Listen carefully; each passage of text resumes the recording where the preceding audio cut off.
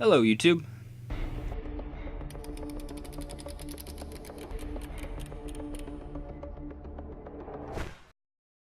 Do you have a favorite color?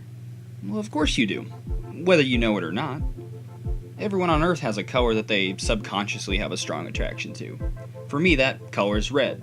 Not just generic blowout out of my sensories red. I enjoy a more maroon aesthetic. That begs the question, why are we subconsciously attracted to these hues? Color is not a pretentious liberal arts major pseudoscience. There exists a legitimate scientific consensus on color. This is also called chromatics officially, and how it affects our daily psychology. To understand color theory, we need to understand how our eyeballs work at a basic level. You've probably heard now that our eyes contain cones and rods.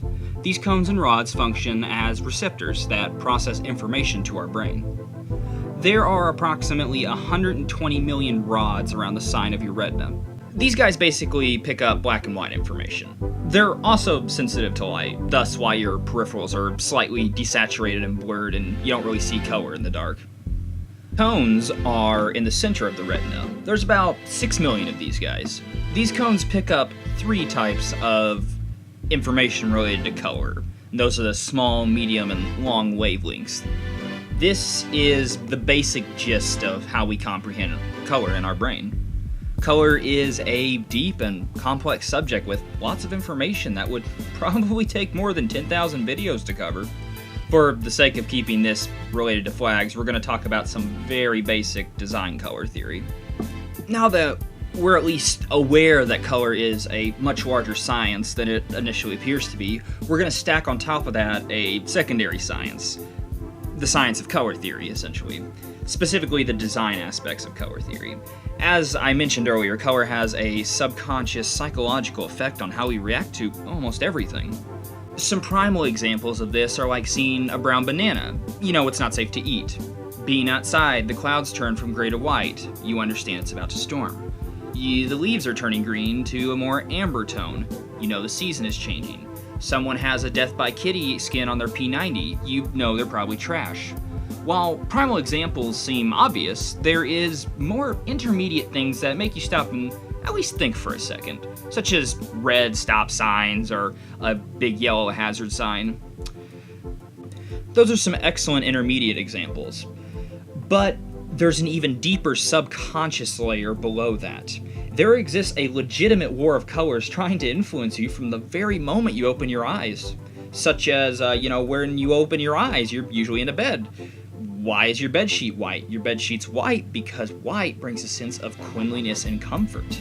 Why is some cheese orange? Well, cheese isn't naturally orange, but it's dyed to look that way because it makes it more appealing and desirable. Therefore, people are going to buy more, therefore increasing higher sales.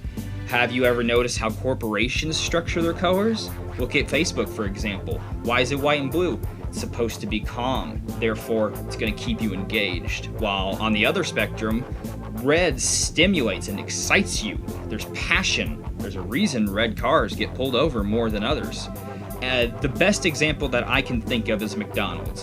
When you see that color scheme, is your reaction not immediately hunger? Isn't that amazing? You haven't even seen a picture of food, yet these 2 hues can make your mouth water and your wallet open. That is the very soul of color design and color theory. This is why color is very, very important when designing a flag. If you use the right colors, you can immediately invoke emotion and pride, while if used incorrectly, it can cause literal visual headache and distance people from the message your flag is trying to carry. The rule of flag design is to use 2 to 3 basic colors. Now obviously there's 2 sub-rules in this. 2 to 3 colors, and make sure they're basic. Let's talk about the 2 to 3 color sub-rule first. The European Union is a collection of 28 member states. All 28 of those members have their own individual flags, yet they all reasonably want equal representation. So how can we implement that well? This was, one of the suggested ideas to try and represent almost all Europe in one flag. Are you able to see the importance of not using too many colors with this example? Now let's simplify that flag and reduce some of this mess. Okay, this looks good, but it's still too many colors.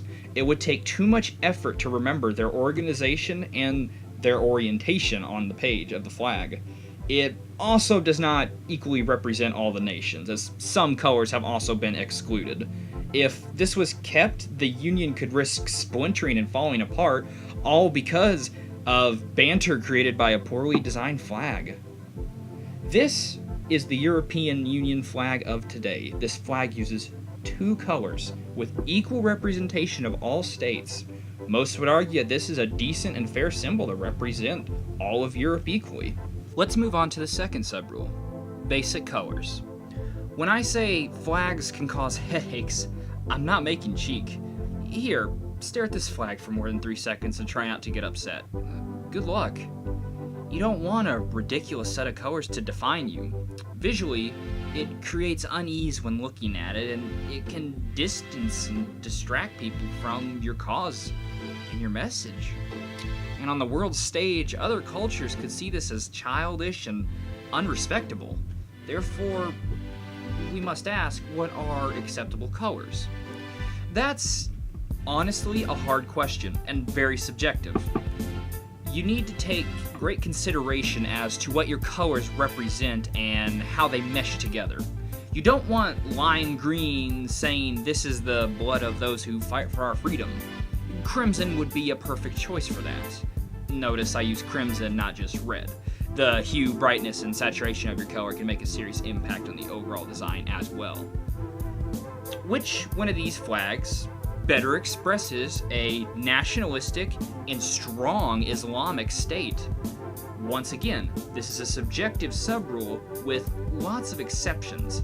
I offer this link as some guidance to help you visualize good color combinations. I'll throw this in the description as well. Trust me, this is a tool. It's a blessing if you don't have modern versions of Adobe Photoshop or Illustrator. This rule of 2 to 3 basic colors is important for the same reasons as the other 4 rules are.